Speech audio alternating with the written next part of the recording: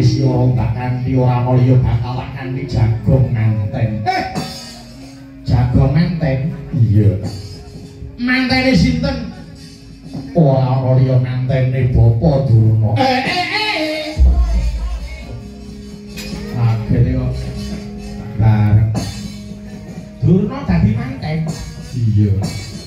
Wis mambu lemah ngene dadi manten Durna. Entrah-entrah. Lah ajeng kantuk sinten? Ora mulya mung Saba putri Kundina. Kyai Rukmini Ahmad jare Paman Bismaka. Durna rupane gaplek pringkilan wong tuwek kok. Sing wong tuwa kok malah arep nyayulke bocah. Di sebel to Pak, jenenge jujuki ra ono kaya ngopo. Iya bakal jagong manten kaya ngopo Durna. Nganggo bahasan.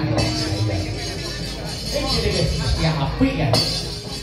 Durna kuwi kuwade sing wedok iki sing pirang kaya ngopo. Dan Durna ada rapi kan. Durna iki dialaki apane? Ayo Kang Semar Setya Bekti Molaran Bapa Durna kepengin banget aku nyeksa ning gone Bapa Durna gak apa-apa nggih. Kok kula jareke deh.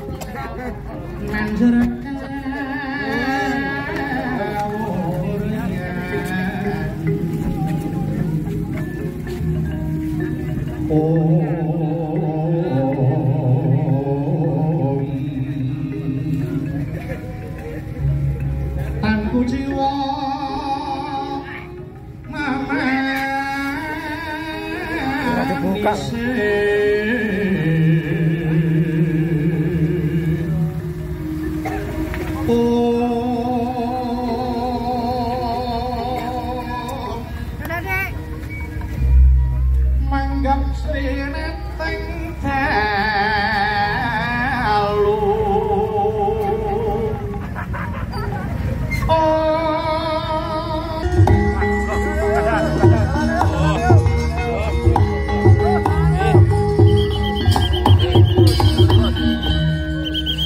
ora sing anak kula dene sampun anteng kula endi wong iki tekan kanggo nang marane kok ya dadi kene wis kok sagran kita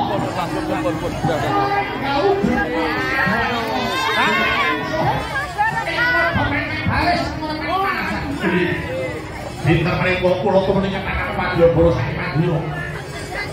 Umure badhe kula kanggo nggoraken tarik royang soking aso bedah kayangan Suralaya. Kula bisa aku. Muga-muga sudah dibawa Dewa Swastiastu.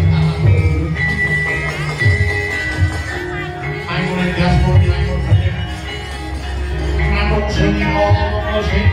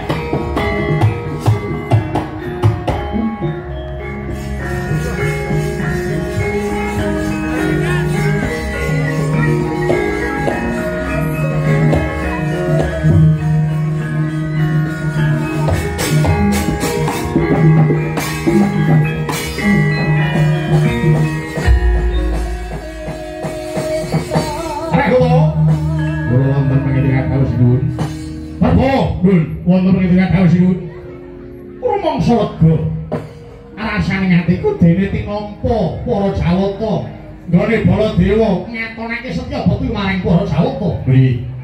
Kan mangkono Pak Buta, kaya kang wis kok sumurbi dhewe. Ingsun nedya dadi jagoning dewa. Piliyana Madyabala Mandura sing betamelek, piliyana Madyabala Mandura sing gamben-gamben aja ngisini-sini. Akune ayo padha ngatonake setya bakti tuman maring para Jawata. Nggih, dateng sing saking dawuh sinuwun. Prabowo, Nun, wonten ing dawuh sinuwun. Sira kang pinter ngatur gelaring baris. Nggoningsen bakal ngadepi mungsuh. Iki mengko kanggo gelar baris apa? Mulai paduka ngaratur kula mawi gelar baris Diradamata kemawon. Diradamata? Nggih. Menika gampil bukakipun. Oh ya. Kaeling-eling. Ora nggono loro boten. Ya. Kan mangkono ganing padha sanate ganti sawibeng diri. Bubarno kabeh kang padha nggantu sebo. Ingsun nedya minangka dadi jagoning dewa. Tak jaluk kabeh wae padha ngrasa marang kuncaraning Praja Mandura. Nggih, sedika.